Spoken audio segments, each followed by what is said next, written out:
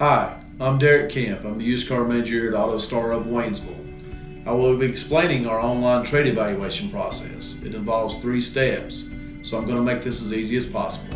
So step 1, we will be sending you a questionnaire.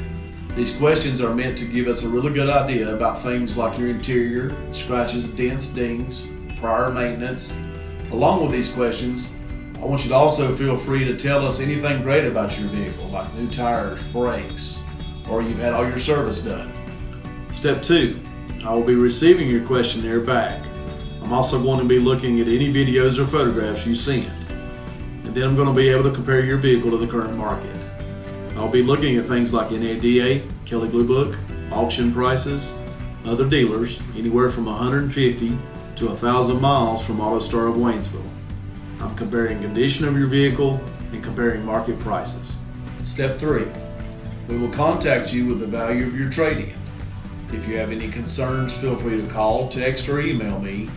And if you'd like to know more information on how I came up with the number, I can explain it also. Thank you for your understanding, and we look forward to earning your business.